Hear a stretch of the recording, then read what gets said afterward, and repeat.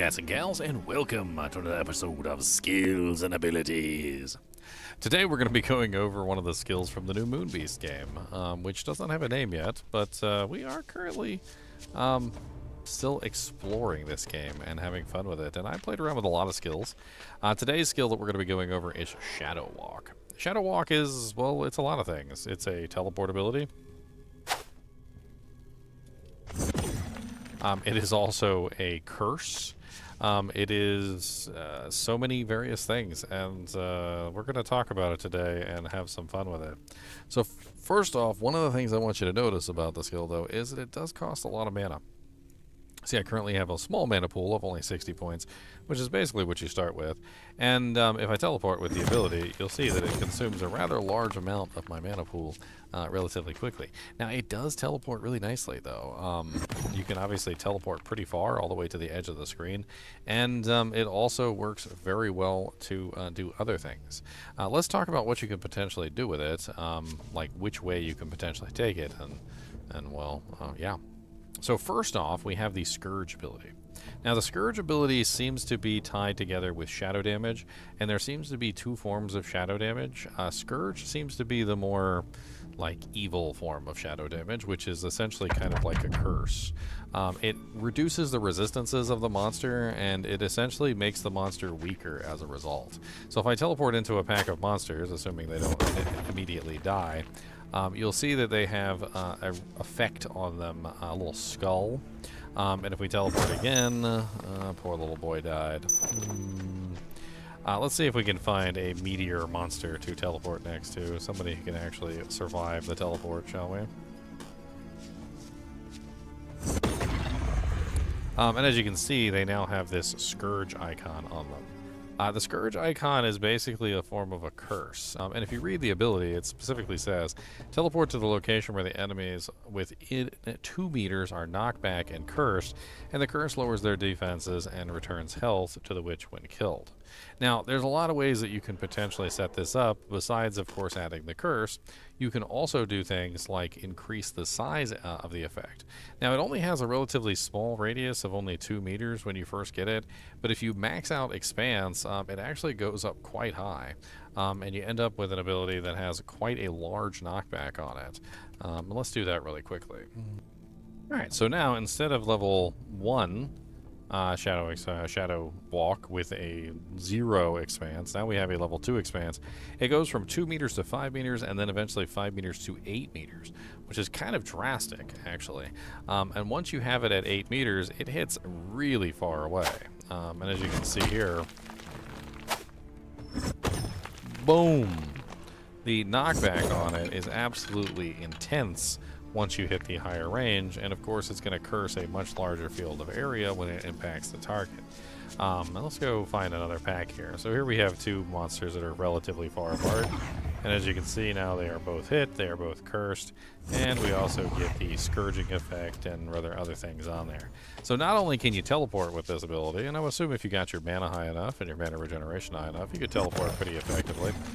Utilizing things like Blood Lash to help you restore mana could also be relatively effective. But as you can see, if you did have infinite mana, the teleport on it is actually quite good. Now, Shadow Walk is a cast magic movement speed, so it does get increased by cast speed. So if you have increased cast speed, you will be able to cast it faster. It is magic, which means that the damage doesn't come from your weapon, it comes from your cast spell level. So essentially leveling up the spell itself is actually going to give you more damage. And right now I believe we're actually at our cap level on this, which is 7.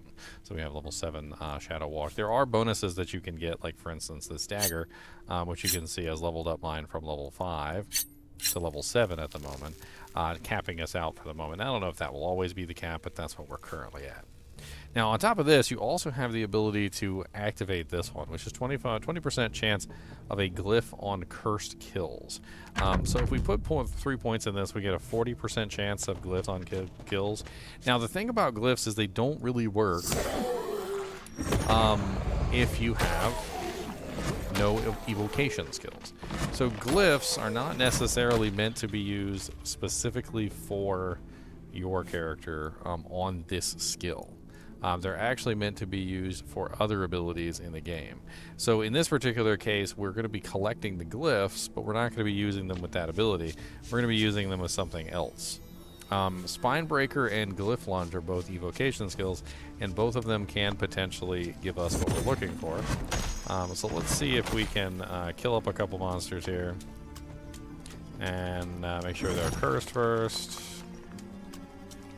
so that we can get that beautiful glyphs. Now, once you have 3 glyphs, then you can activate the ability. And we're just going to go ahead and just teleport around a whole bunch just for fun.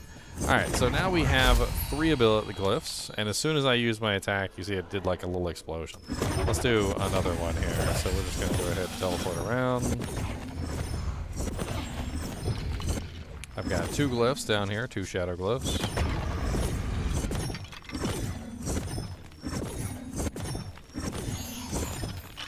And now I have my 3rd. So we have mana, stun. That's what we're currently going to get. And as soon as we use our ability, and let's use Glyph Lunge this time, we're going to see the explosion happen for essentially that effect. And then we get access to those things. Now, the evocation glyphs themselves aren't essentially part of the ability, but it's essentially a way that you could beef up other abilities. There's a lot of abilities in the game that have access to a glyph, like for instance, Bone Storm can generate bone glyphs, Blood Lash can generate blood glyphs, your Shadow can generate shadow glyphs, or the, whatever that is. Spinebreaker can generate the shadow glyphs. There it is, shadow glyphs. These are actually mana glyphs, I think. I think that's what they are.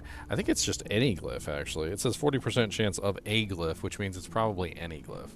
Now, some of the abilities, like Glyph Lunge, have the ability to not consume those. So once you've built the glyphs in a certain way, sort of similar to the martial arts assassin. Kind of, because once you build the glyphs, then you have access to those glyphs and you can build them quite well.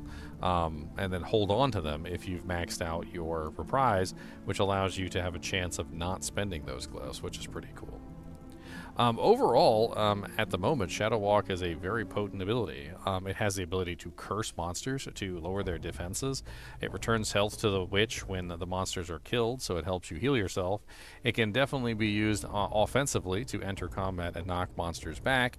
It can be used defensively to get yourself out of harm's way, or it can just simply be used as a movement ability. All in all, definitely quite a step up from the teleport that we know from Diablo II, considering the fact that it's literally teleport with additional effects like cursing and gaining glyphs and knocking back targets. It's definitely a beefed up form of teleport for sure.